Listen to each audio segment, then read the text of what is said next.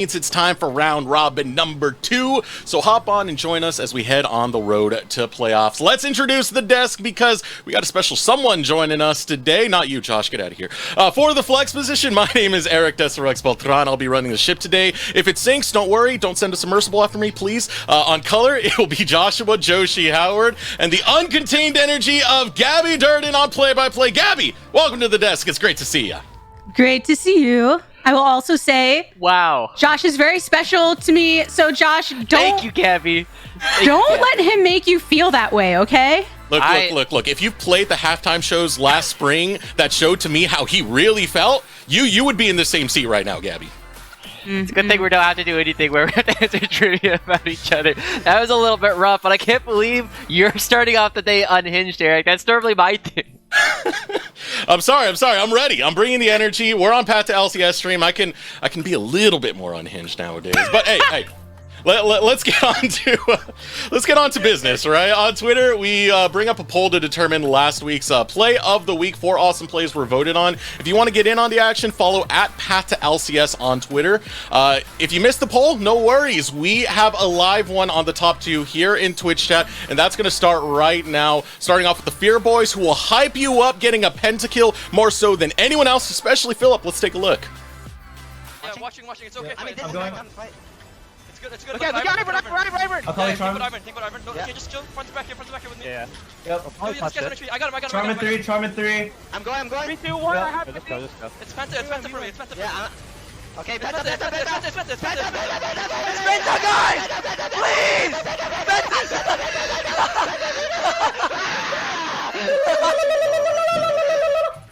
Let's go. Okay. My favorite part of that is actually just like afterwards when Perry posted it individually, how everybody had the SpongeBob coming through.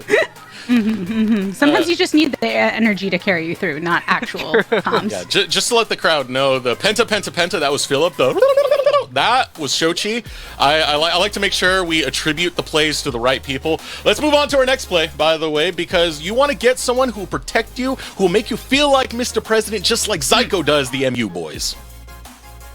Actually flashes to safety under the turret. Auto Orange continues to follow up and will get the kill. Teleport in now. Oh, Dazel's here. He's stopping it. Oh, the headbutt pushes him away. Now Fake jumping in onto Auto Orange. They know that Lambton's fight is still available for this Kindred as it does go down, but the Skies have everybody here. Slicey Maelstrom locking them down. Zyko actually headbutts Moy and massive pulverize. Scary Jerry joined in on the fight. Maryville can turn this. Disguise took too long and Maryville group up themselves. Protection. That's all you want right there. You want someone who will put their life on the line, use those cooldowns the right way to make sure you're not going to fall, Josh. Don't worry, Eric. I always make sure to have protection. I always have my Charizard card right next to me in my wallet at all times. We're always going to be safe. Yes. I mean, I think that was perfect response. well said. Perfect response. Yeah. Well, you led into Someone this play with that such joke. I just had to keep it going. All right, Twitch chat, the poll is up, so get in there and vote for who you think should take play of the week. One last reminder, follow at Path to LCS and vote over there to determine the top 2 that will show up on this show and be part of the polls. You can also catch a lot of the content that you missed, like Joshi over here. He had Between Two Buns. If you want to know what that is, well, you got to leave it up to your imagination or go to the Twitter and actually watch the episode. Sure to be a fun one. It looks like Gabby hasn't watched it yet. You just never cease to amaze me with your wordplay. We go get hamburgers, Gabby. It could possibly go wrong. Nothing else. Nothing else. You know what? We'll keep it in the imagination for now. It is July 1st. It is a new month. For us, it means it's time to chill again, baby. So if you want to support North American League of Legends, be sure to hit that sub button. 50% of the revenue generated does go to NACL teams themselves. And if that was not enough to sell you, we have Mad Magical at the Emote Shopping Network to show you some of the perks. Welcome back to the Emote Shopping Network. Today, we have great deals for a great cause. So in this turntable, we have some of the finest emotes from Moofy over at twitch.tv/LCS_Challengers. And guys, I'm not exaggerating. These are all custom made and can be yours. We sold out of our limited edition Founders badges, but the rest of the collection can still be yours with a click of the button. Makes great gifts for grandparents, kids, or that special someone in chat. You know, I'm not supposed to do this, but get this. If you use your Twitch Prime, you get all of this for free. That's right, no money down, all yours on Jeffrey's tab. But wait, there's more. If you want to complete your collection, check out these custom emotes over at twitch.tv/pathtolcs. And half the proceeds go directly to helping the players in the league. Wow, an incredible deal, and you won't want to miss it.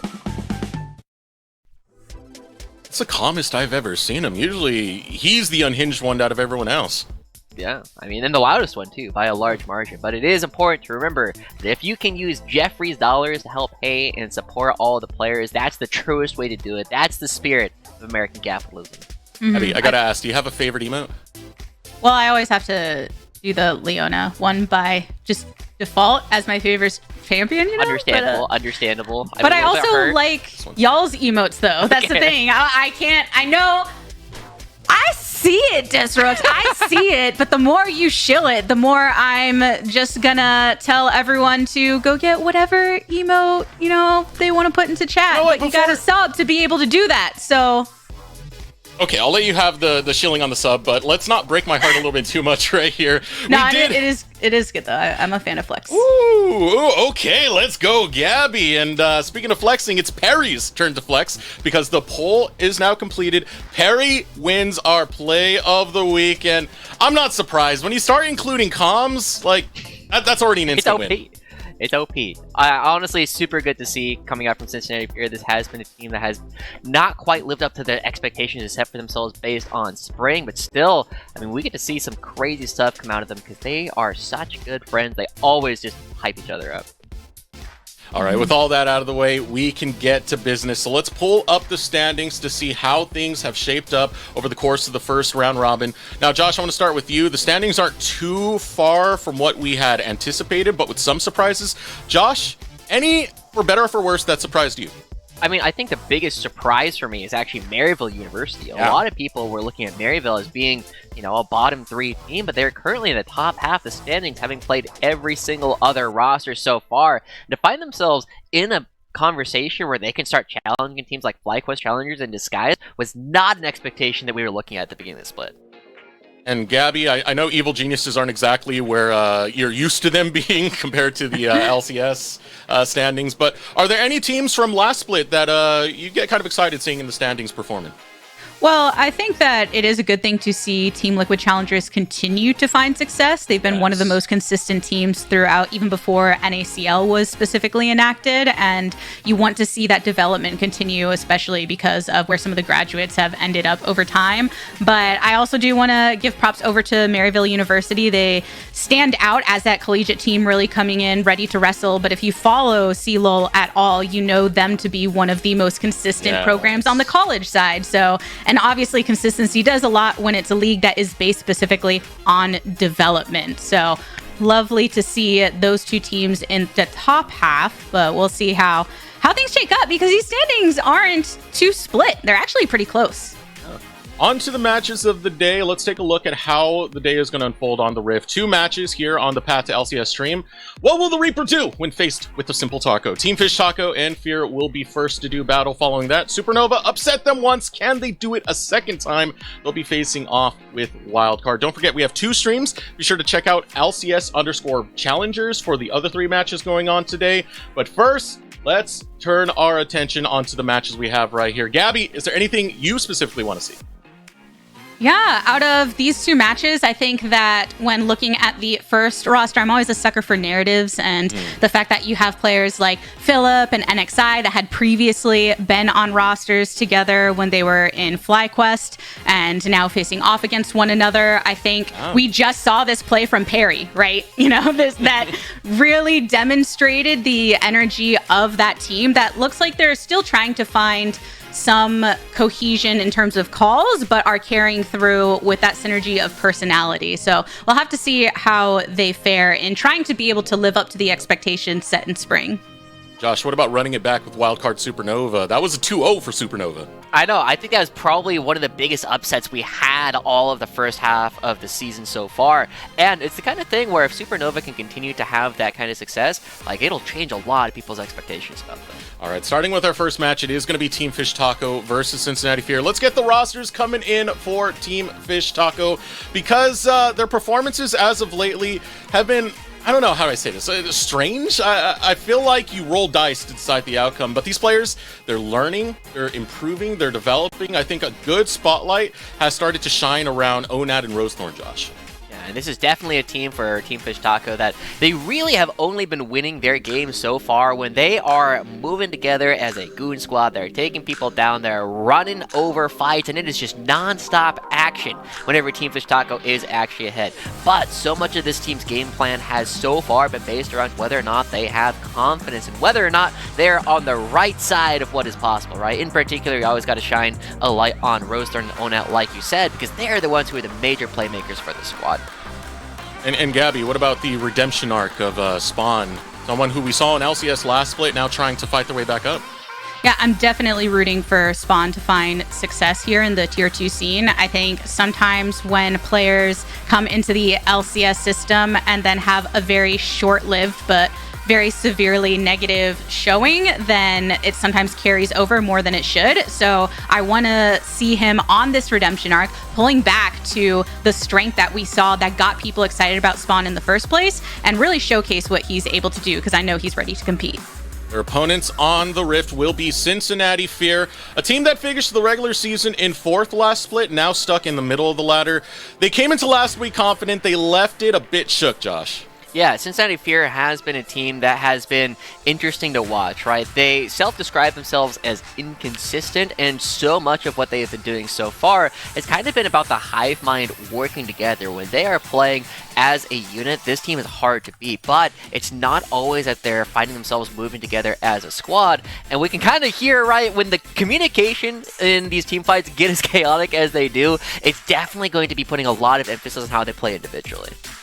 Yeah, some of the discussions we've seen with JJ in specific talked about just how loud the comms get and how sometimes he just needs to say, "Shut up, everyone," and listen to me, listen to these plays. That's part of the excitement of League of Legends. It's the way it can be sometimes. But I want to talk about the conversation. I want to bring it over towards Team Fish Taco, because they currently sit at 8th place, and it's probably the loudest 8th place I've ever heard, man. They've been taking games off FlyQuest, off TLC. Josh, how do they do it?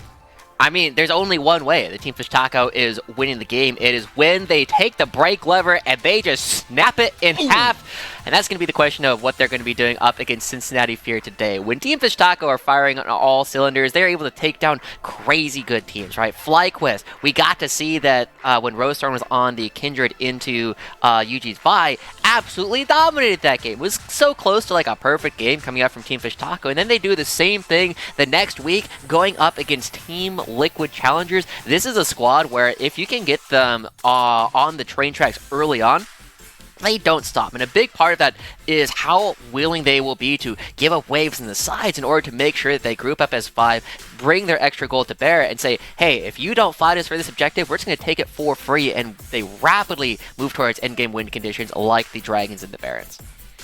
And Gabby, of course, seeing these new teams that, you know, struggle at the first end of things but start to bump up, it is nice to see, knowing that we are a developmental league and we want to see these players improve. We want to see them click together.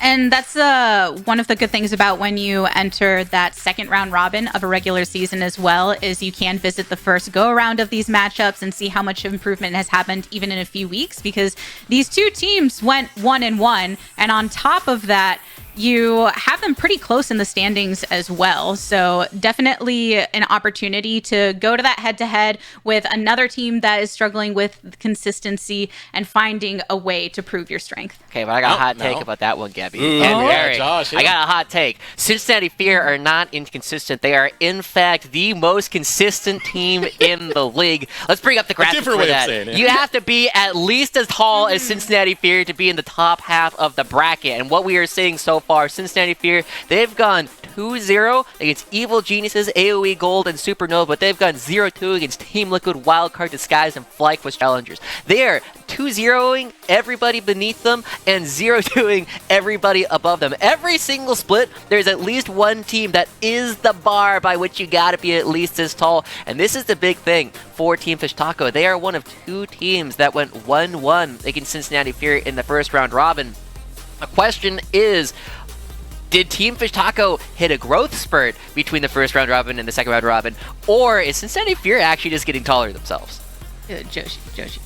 That's me. What is going on with your font in this coloring? See, I told you, Josh.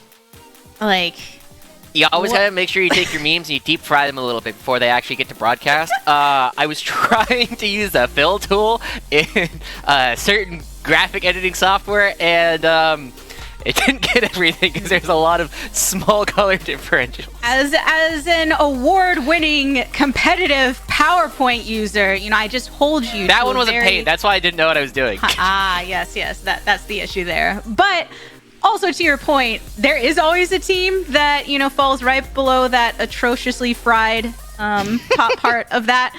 And yes. That is something. Put that on. Let's get it. Let's get it. Jay, show that one. Jay, pull it up. That's what we need. There you go. This is what we needed in the first place. I will improve, guys. Don't worry. It'll get better. Time. You'll learn your lessons from Jay. Now, to both of your points. My eyes are burning a bit here. Oh, my God. My eye drops. I think you're both right in the points that you bring up, right? Josh is talking about the standings and how they perform against other teams, but Gabby, you're talking about how they actually perform on the Rift, and we have seen inconsistencies. I remember before it was a match against, I'm trying to remember, I think it was Disguised. Yeah, it was Disguised, where they started going like MF in the bottom lane, and it was just Zazel being able to pick off an MF pretty much left by themselves. Shochi ends up getting picked off. Those inconsistencies, they really do hurt when it comes to those matches, but it's still something you can learn from, Gabby.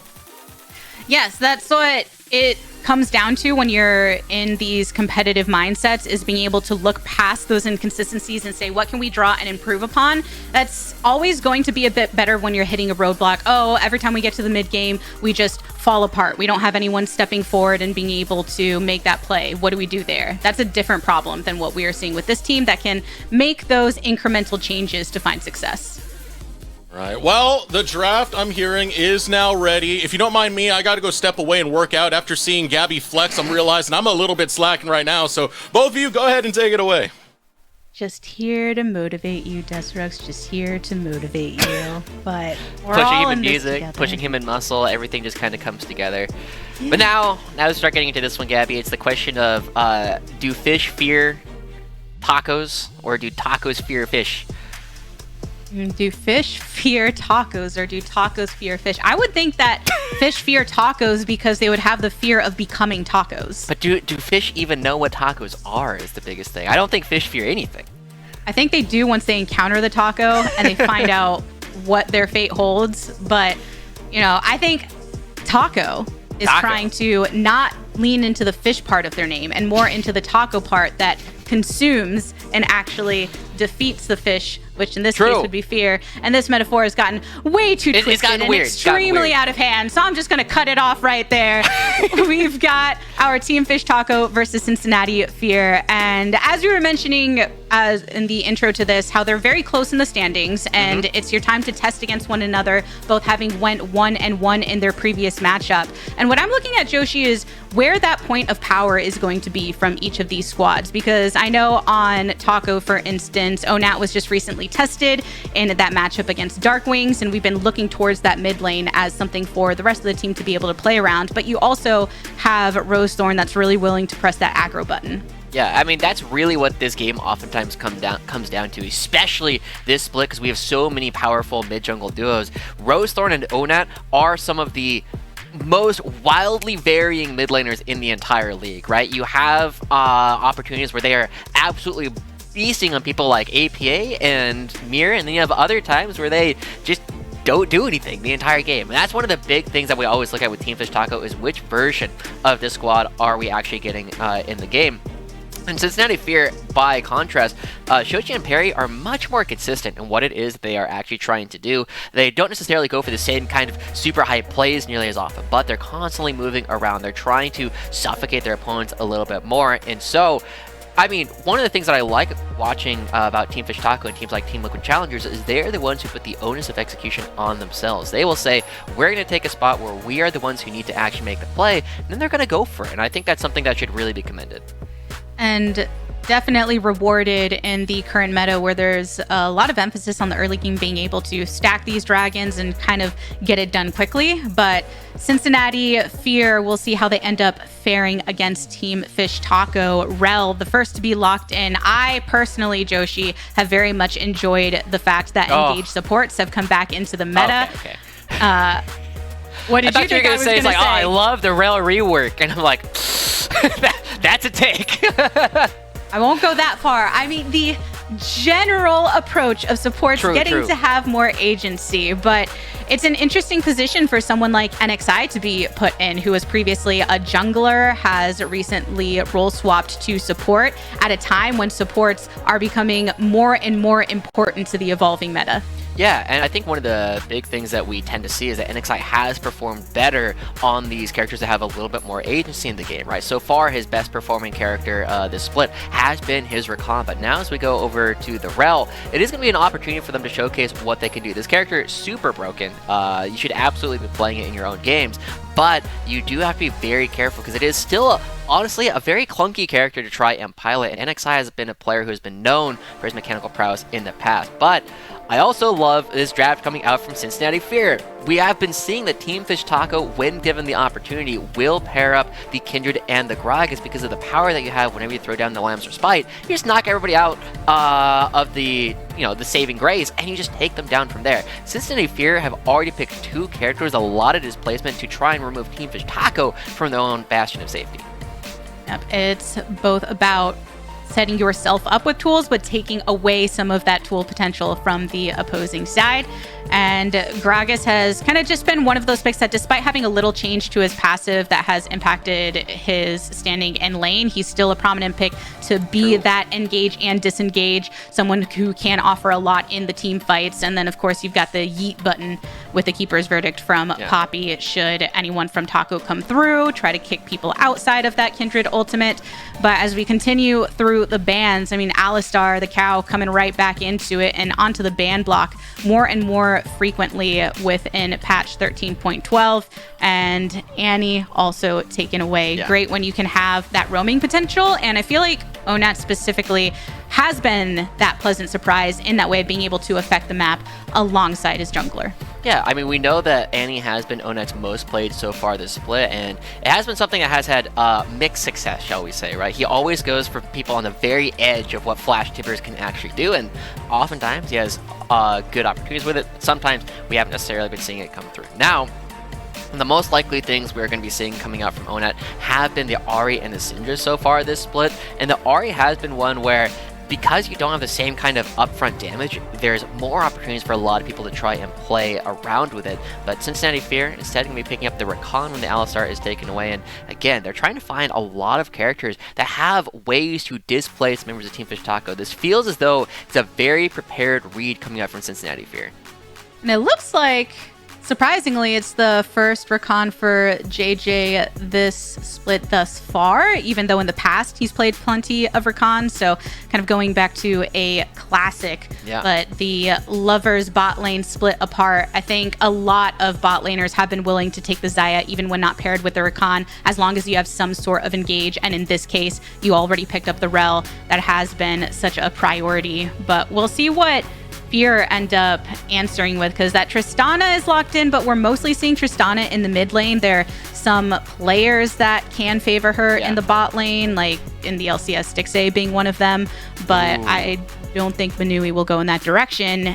Victor coming out from that. I was going to say, Manui has showcased their ability to play the Tristana so far this split, but now that Victor is locked in, I love playing Tristana, I love playing Victor, I love playing Tristana into Victor. It is one of the easiest matchups there in the mid lane just because you have so much damage and burst potential, and you just throw down so much damage. The gravity field takes forever to come online, and it allows you to jump and jump and jump, and so now Cincinnati Fear, as they lock into Ashe for themselves, my only real concern about this composition is it's rather low on magic damage. It is now forcing Perry to go for a more bursty style of build, something like a Night Harvester as they actually look for, or if it ends up being Philip, either way, you still need more magic damage coming out from this roster in order to chew through the Jax in particular, and with the double auto attackers as well, you're setting yourselves up in a spot where Lunacia has opportunities to go absolutely nuts in this game. Cincinnati Fear, they've got a lot of cool teamfight combos, but I'm not sure how easy their actual game plan is going to be unless they can find themselves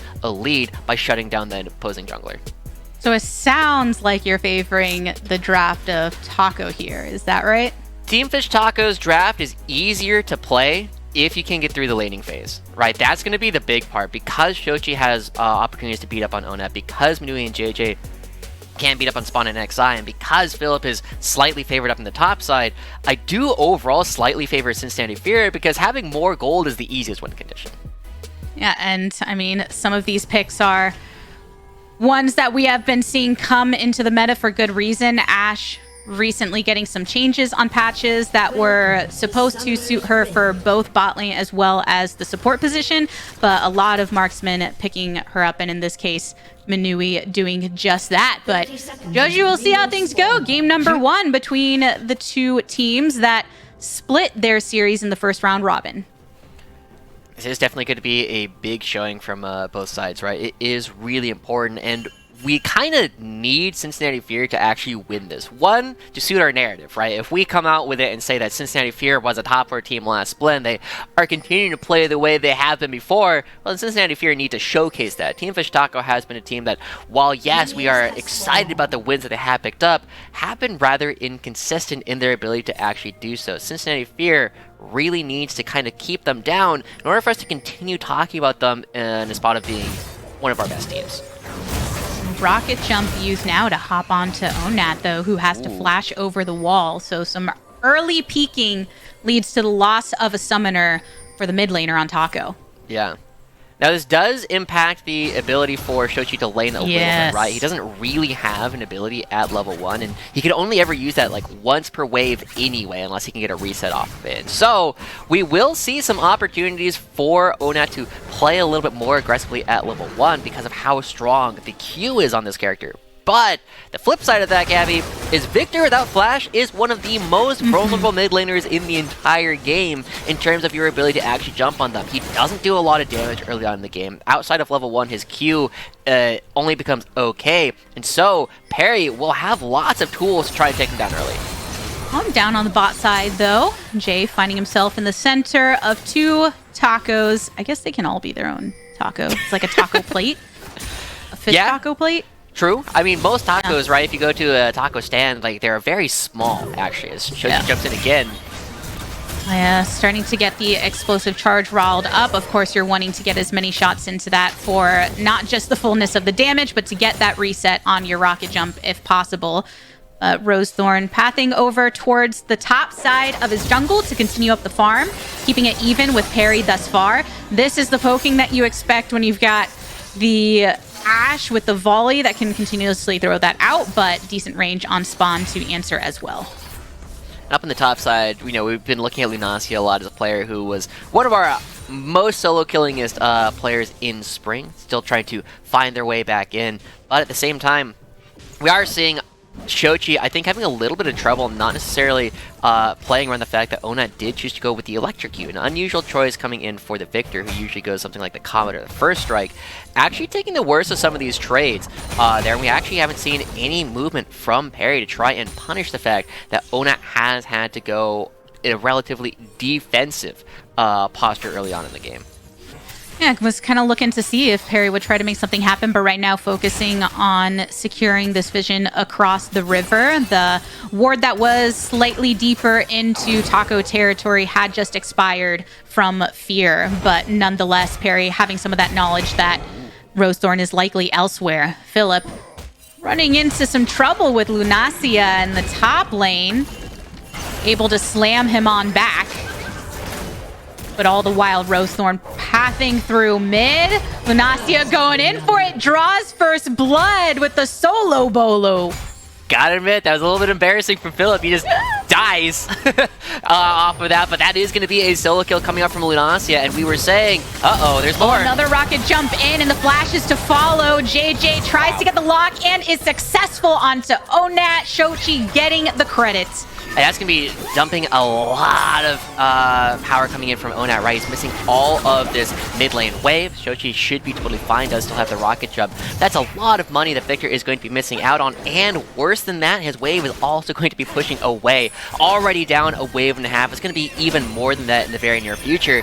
But Team Fish Taco, the fact that Lunacia has been winning all of these trades and Philip just taking a ton of damage, not respecting Lunacia's ability to just jump on him over and over, we are starting to see an opportunity for Team Fish Taco to actually try and take this game, because if Lunacia gets out of control, we already touched on the fact you have a lot of auto attackers as your primary source of damage in the Tristana and the Ashe, and I mean, he's just going to be impossible to deal with in the split push, right? Tristana won't be able to match him, the Gragas won't be able to match him. It is going to be an opportunity for Lunacia to showcase what they can do. And it has kind of multiple consequences to that. Not only is Lunacia getting that early gold lead, drawing that first blood, and proving to be someone that can build into such a threat later on into the game, but it also takes away some of the value that the play Fear was able to make in mid, because they did respond to that flash being down on Onat, but weren't able to get the first blood for themselves, even though the setup was in their favor. So Lunacia both creating a self-advantage, but taking away some of the potential of Fear's play in the mid lane. But you know, I think we can still continue to see Fear focusing on mid to try and extend this deficit that Onat is in, because you're just saying it, Joshi. Victor being down gold, not feeling pretty good about it when you want him to be able to have that heavy damage output later on in the game. Yeah, and it's also worth noting, right, like Victor, every matchup that Victor has becomes kind of okay once you have Lost Chapter and your Laser Evolve, right? But you need 100 Victor bucks for that, you need 1100 gold. But as we are still watching how they play, they have gotten their flashback up. Will be okay for the upcoming fight, but it's still a little bit late. Good catch. And right now, the Fear bot lane is keeping the pressure up on Spawn and NXI so that Harry can finish off this dragon. Some work being done by Shochi to help before returning to lane.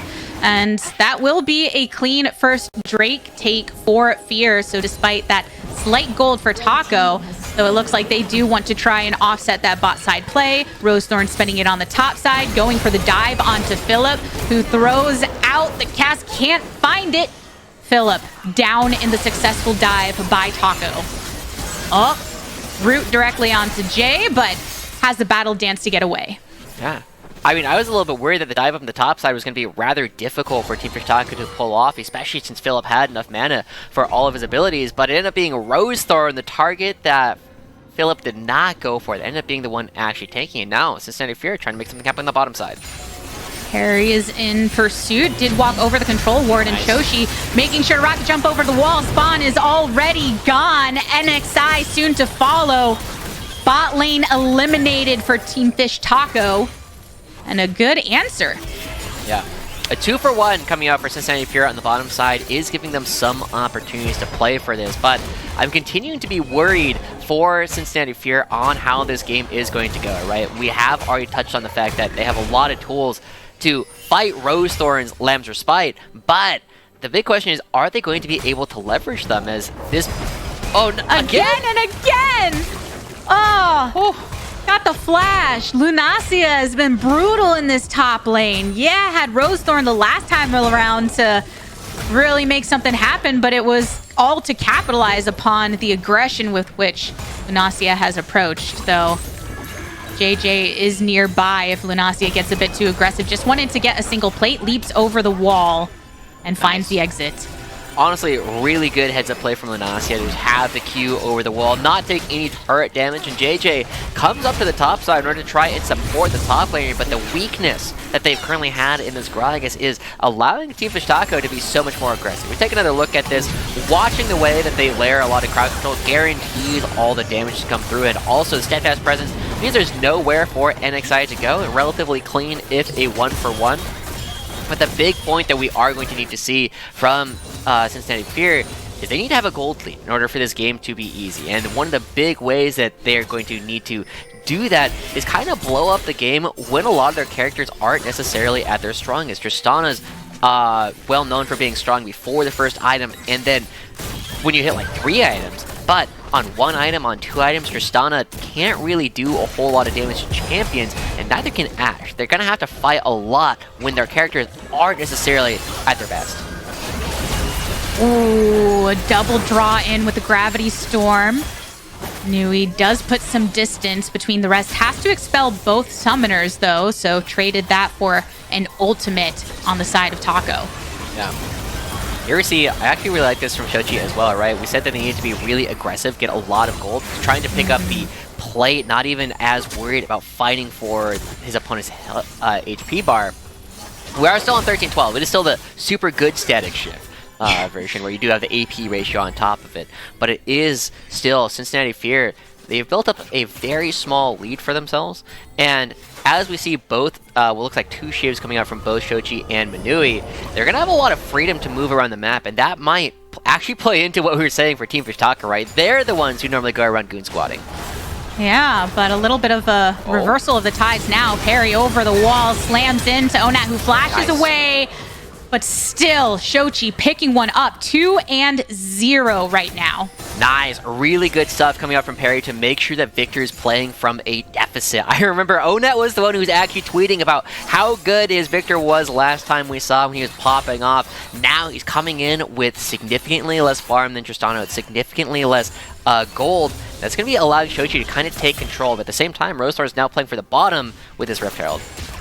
Well, for a moment, Taco on this bot side was pushing pretty aggressively, but then had the know-how to think, let's go ahead and drop a ward in this bush. We don't know where JJ is. So avoiding a potential play since Perry was somewhat nearby. But to the point that you're making across that mid lane matchup, I think both of these are champions that really do want to have somewhat of a lead, where Onat, of course, on Victor doesn't want to lose out on these gold opportunities, but Tristana, because of the way that her passive works and really extending that range based on leveling up, she does better when you have an advantage over the opponent and does suffer when you don't. So making sure to keep that pressure up on the side of Fear to keep it tilted in their favor. But we got to pause here, of course. We do have a pause. Figure it out by us here. I am definitely liking Team Fish Taco's chances from this position, right? I would always rather play the team that has a character that just becomes Thanos later in the game, right? And Jax is absolutely going to be very difficult for them to deal with it. And the thing is, right, whenever we look at this, we've already talked about how Onat is playing from behind. Onat's a player who is still going to try and make plays, and he's still on this Victor who is going to be absolutely insane on 3 items later in the game. And crucially, Victor interacts extraordinarily well with AD carries the later the game goes because of how much damage you're just able to drop on top of people's heads out of nowhere. Team Fish Taco, the only thing that they need to be careful of is that they don't continue bleeding here in the mid lane. If Shochi is unleashed, if this mid turret goes down and he can start moving around the map to help out the side lanes, that's when the game starts to become really scary. Yeah, I think that the margins are narrow enough where you can see both of those angles, right? As you're saying, Victor and, you know, with a Jax in the top lane, you're just going to be hoping that Lunacy is going to get extremely strong and be that threat. It's also good when you have somebody that knows how to navigate the side lanes, so you don't have to entirely rely on a team fight and you can try and execute that pressure across the map. But I do have to give it to Cincinnati Fear as well for making it very clear where they want to prioritize and make plays around, because we're looking at this team to try and discover an identity in terms of leadership. They're turning to JJ, who has been a veteran of the scene for a long time, to kind of fit that role that Trevor did previously and be that leader. And part of that comes down to being succinct in comms and on the same page, which is why there's a lot of levity when we discuss the screaming in the parry penta, for instance, right? But also the other side of it of, okay, how can we get to a point of just being extremely direct and focused? And hey, having a focused game plan is one way to really set that in motion for the team. Yeah. And that's kind of one of the things that I'm kind of curious about is where Cincinnati Fury goes from here, right? Because we know that they have been having such chaotic comms, right? JJ on record saying, guys, shut up. gotta listen to me right now. And when he's playing with all these players, it's important to note that Cincinnati Fear is a team that they do make mistakes, right? They are a relatively young team, but the other thing is they make enough of the right calls, and whenever a call is made, they are on the same page, so much better than a lot of other teams when they play, and it gives them a lot of tools, right? We've been seeing that whenever they're actually going for something, they have been full committing to every single play that have gone for so far. Even if it's not always the right play, they're still on the same page, and that will give them a lot of leeway to actually make a couple more mistakes that we've been looking at. They can definitely go a long way, especially with a lot of the rosters when it comes to the NACL. You're shifting pretty regularly, kind of finding how different groups synergize. That part of developing as a player isn't just your individual skill, it's learning to work with different personalities and finding who you mesh with best. So that takes a lot of adaptation and an expectation to really quickly get in sync with one another, since it's one of the biggest hills to first pass as a squad. But if you have those glowing moments to look upon and say, hey, see, when we're on the same page, we do very well, then you just try and keep copying that mode of execution. And I think that Fear will need to keep that in mind in this matchup when I'm looking at these different compositions and thinking back when we were talking in the draft and you had called it out, being a bit worried about the damage potential that Fear has. And if eventually Taco is able to get to a point where, I mean, you've got Victor, you've got Zaya, and you've got Jax that's just able to whack you. If you can't offset that and burn them down much more quickly than they're able to do so to you, then it might be a bit of a struggle in the fights. I think one thing that'll actually help Cincinnati Fear a lot here is, based on what we have heard from JJ in the past, is that he and Minui are the ones who are the most vocal in terms of how they're actually playing the game, in terms of the fights that they're actually picking. And they're both on champions that have the ability to choose their fights at the drop of a hat.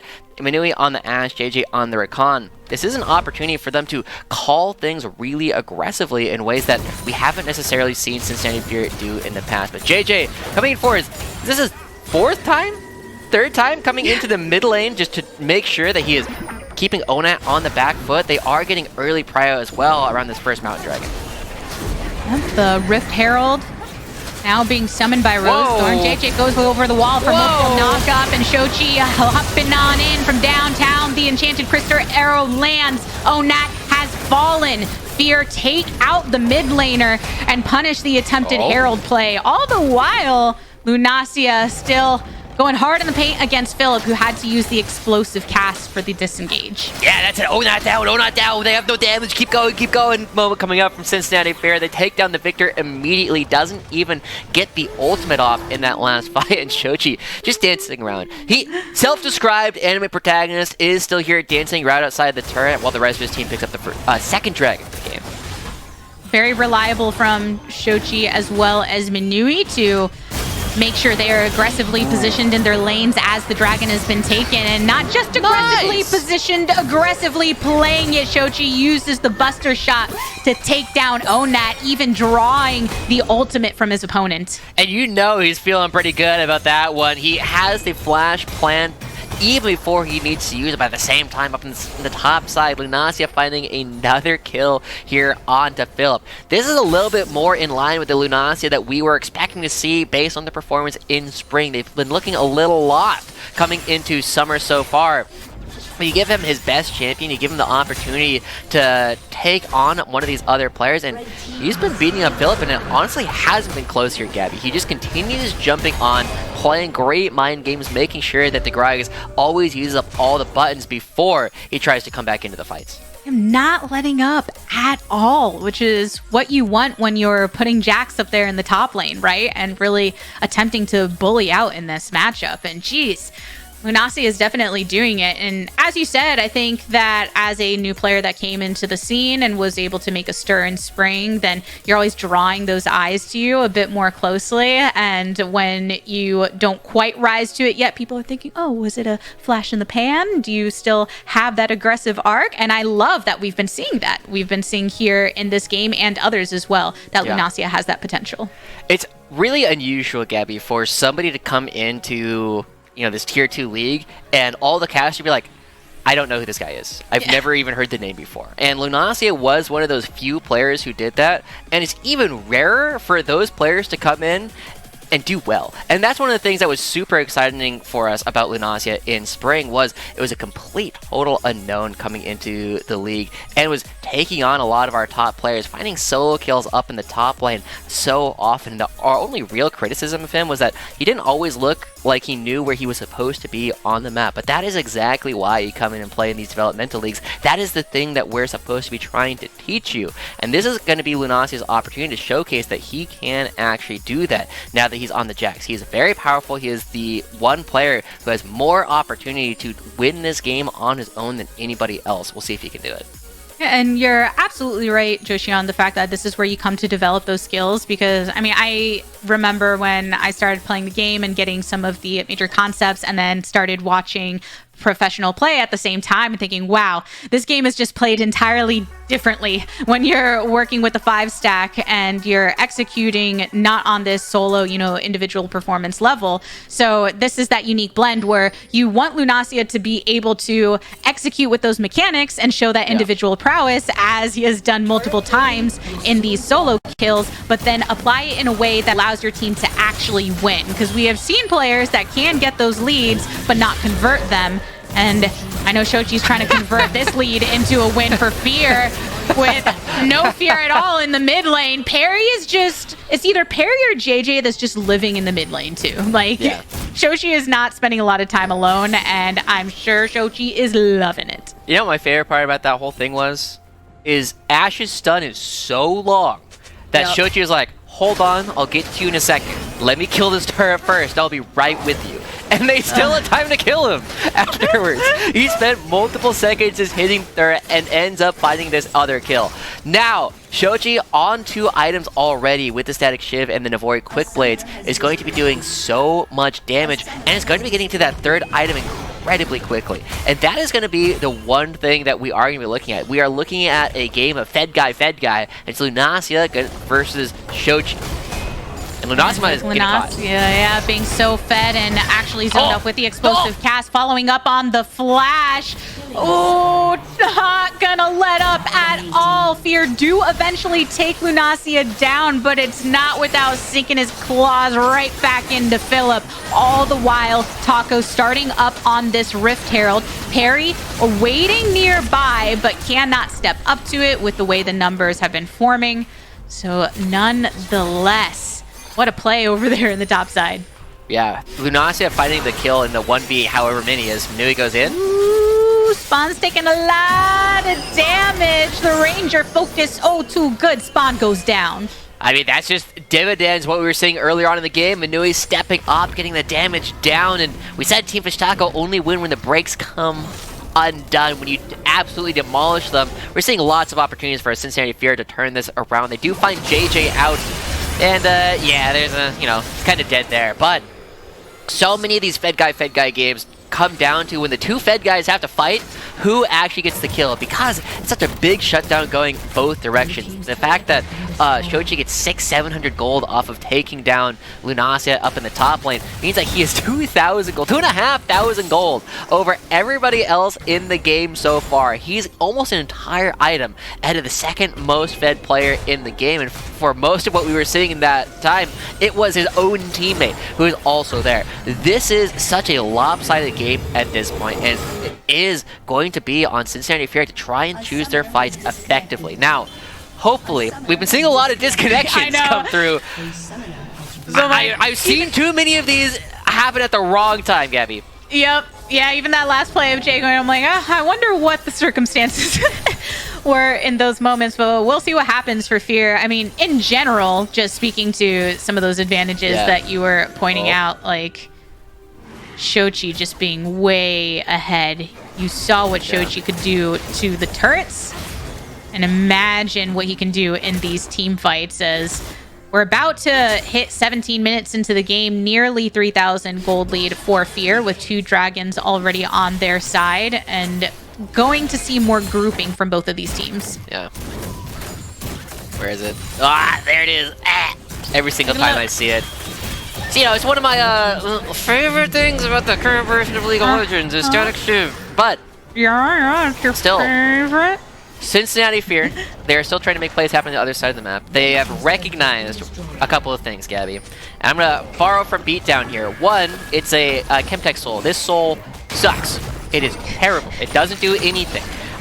And the other thing it does is it makes it really hard to actually control a lot of the vision on either side of the map because of the prominence with which the Scryer's blooms have actually come up. So this could be a really big boon for Team Fish Taco because it becomes easier for them to control vision on their own side of the map as long as they aren't giving up too much space. And now as we start looking towards the next dragon, Cincinnati Fear are a little bit all over the place, right? They have Manui sitting here in the mid lane, which leaves them open to attack. Teleport channeled from Onat to join the rest of Taco because, as you mentioned, Joshi, that dragon, it's here, it is ready, and that's why Taco has been prioritizing trying to eliminating the warding of Fear, take advantage of their ability to keep it on their side, but the Enchanted Crystal Arrow landing quick.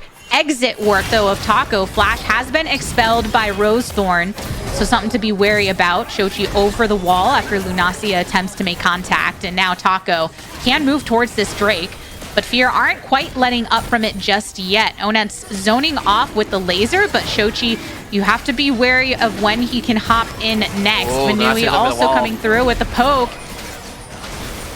JJ tries to find a look, but Lunacia was not quite spotted yet. JJ still trying to do it. Actually, battle dances on over at XI, right into the center of it all. Draw with a big gravity storm. Some of them yeeted away with a Keeper's Verdict. But now Spawn, drawn low, but still able to dish some damage into parry as Onat creates the space. Manui stunned up alongside Sochi across the mid lane. Lunacia coming out of stasis. Sochi low, but the Lamb's Respite has been popped. JJ still completely separated by multiple members of Taco, but was a complete separation from these teams. And guess what, Josh? The dragon's still there. It was just a scrappy fight between the two. That was we got round 2, baby. That was one of the most chaotic fights I've ever seen. Everyone was going in different directions. Some people were booted out. Some people were coming back in. And now we're going to have to go for a fight a second time around. And crucially, I was a little bit worried about the fact that Manui and JJ blew their ultimates at the beginning before the fight actually broke out. Now they're the only ones who actually have ultimates up for round 2.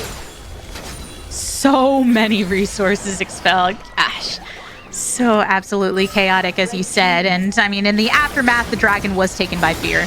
Yeah. Well, all right, that's the least exciting version of it. But the big thing here, one, props to NXI. Coming in as a jungle to support, not the easiest transition. Gets a massive crowd control down onto everybody. But knocking Rosethorn out of the fight does leave Spawn in a very tough position. But at the same time, while Spawn does go down, he's not the focus of this game. It is Lunacia and Shochi, and this was our first real opportunity to watch Fed Guy action happen at the same time.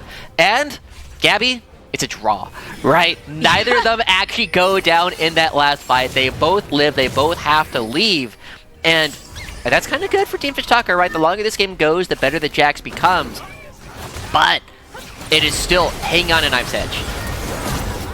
We might be in for another scrappy No way. one. Okay.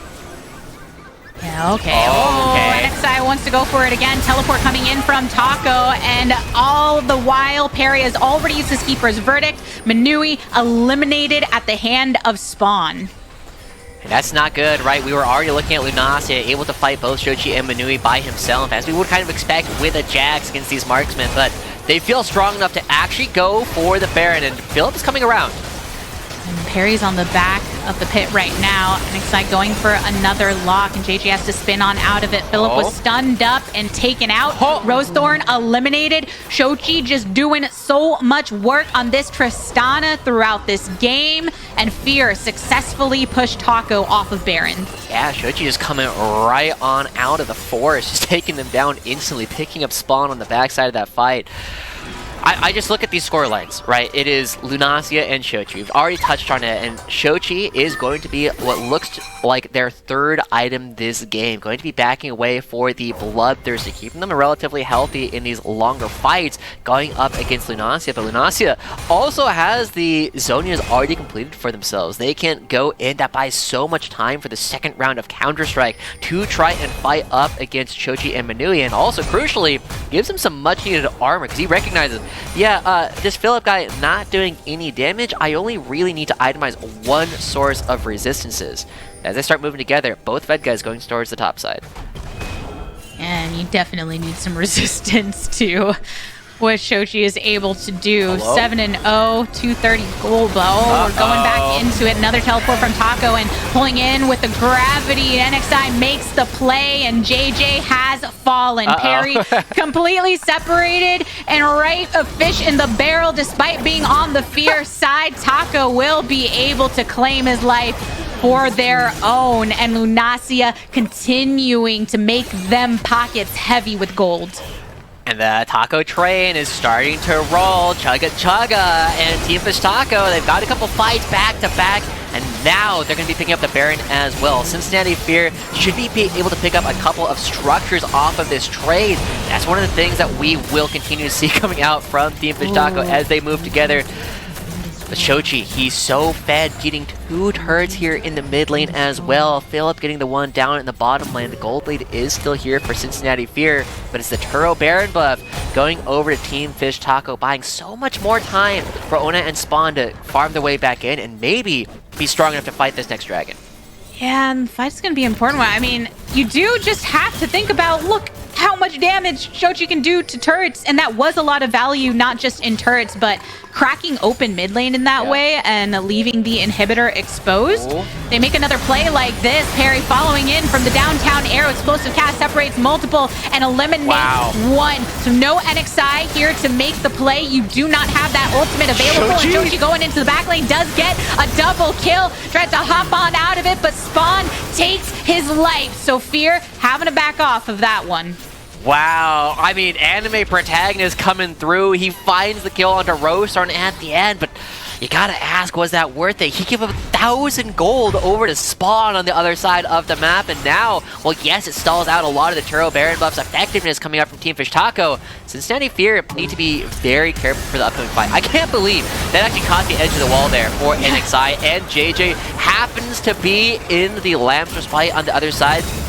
Crazy stuff. But Shochi starts to feel himself a little bit too much here. He does end up getting the kill onto Rosethorn, but as we already said, giving 1,000 gold over to the enemy AD carry, potentially one of the worst times for Cincinnati Fear. They are still up 1,000 gold. They gotta fight for this upcoming Chemtech Soul. And because NXI died before being able to use the Magnet Storm in that previous fight, does have that available this time around alongside that flash, and we've seen him go for that play before. Dragon getting started up here by Fear. Lunacia wrapping around from the opposite side. Dragon claimed by Fear, but the fight's still going. Philip marked down to half HP, but Rosethorn trying to flash away after taking way too much damage. Perry eliminated, and Lunacia going for it, but Nui has got the range, and now has to put some distance between Ona and the rest. Shochi coming over the wall. Multiple members of Taco are already low, and Shochi makes sure to finish them off. Goes for the triple kill. Can he find more? That's the quadra. Do we got a penta? Yes, we do. Shochi getting it. He's getting it. That's the second penta for Cincinnati Fear. You know Philip's going crazy in chat there again. That looked so good for Team Fish Taco. Lunacia is able to stay alive for so long, taking no damage from Shochi and Manui the entire first half of that fight. They get the Chemtech Soul. They get so much damage down, and Shochi at the very end, Gabby, going absolutely nuts. But watch how little damage Lunacia takes in the first half of this fight, right? He gets in, and for the first 5 seconds has taken effectively no damage at all, trying to make sure he can get pressure onto everybody else. And yes, they get the frontline members here. They take down Philip, they take down the jungler as well. But that's not the damage source. Shochi's still free on the back side, trying to find all these little bits of damage. Picks up an explosion on Spawn there at the back side, and that has got to be the confidence boost that he needs in order to actually move forward, jump back in, knowing that there's not enough damage left on the side of Team Fish Taco to kill him. Nothing gets you jazzed like a pentakill. Nothing gets you jazzed like the second pentakill for your team in recent memory, and it's always just something to see when a Fed Tristanic able to get those rocket jumps again and again, and going for the play here onto Rosethorn. Stunned up by the arrow. Everyone collapses, and Fear are not letting up in this one. honestly, fantastic crowd control layering as well, right? There is not really an opportunity for Rosethorn to ever press the ultimate to try and keep himself alive on the far side of the map. Lunacia trying to go for a split push, and Cincinnati Fear, for everything that their composition does well, sieging isn't really one of them. We have seen that Lunacia off in the side lane has been beating up on Philip rather effectively. He is still very, very fed. Cincinnati Fear are going to have to full send if they want to try and open up this base. And they're making sure to keep the pressure up as they've got a wave ushered down on the top side. JJ taking a bit of damage here, though. Has to be somewhat wary, throwing down the redemption, and so Onak can keep poking. But another teleport coming in, actually, to try and collapse in favor of Taco, but when we get here in time, Lunacia coming for the play. Philip goes into stasis, and Lunacia swinging around, tries to go for the strike, and gets it. Philip always at the raw end of Jax's lantern. My goodness. Lunacia is putting in some heavy hits. But you see the plan there from Cincinnati Fear, right? They're like, Shochi, just destroy the turret. You saw the 4th shot hit the explosive shot on the turret, and it did like 3 people's HP, right? It did half of their bars. But he took too much damage, right, on the backside. But they were committing to it. That's what Cincinnati Fear does, is they hear a call, they go for it, and it gives them so many opportunities to try and make things happen. Unfortunately, it's not always the right call. But still, full build coming out from Shochi. This guy doesn't get stronger. 15 they can and get 1 more level. at 29 minutes. You know, Is that 3 levels? Jeez. And you have to give the props to the team for that as well. Shochi has been navigating Tristana in a very powerful way, but a lot of that was because of JJ and Perry setting up these advantages across the mid lane during the laning phase, putting Onat on the back foot before Taco could get to a point of power. But out here in the back line, NXI into a bit of trouble. Already used the Magnus Storm and soon to fall. The Lunacia goes in, pops the Zonia. Shochi. Over the wall. Rosethorn in the center of the Lamb's Respite, able to get a bit of that heal. Spawn staying alive. Lunacia has fallen, and with the biggest damage dealer of Taco done, everyone on Fear feels like they've got reign of this fight. Double kill for Manui, who hasn't gotten an opportunity to get into the action too much because of Shochi. And NXI, despite surviving the majority of that fight, was on the retreat for so long and has fallen. It's just on Onat's shoulders in the base right now. 20 plus seconds before Spawn comes back up, and Fear are looking to end it, making it an ace here in the final moments of the game, and really making that face at him right here when you're putting Philip right into the fountain, my lord. Fear taking the win.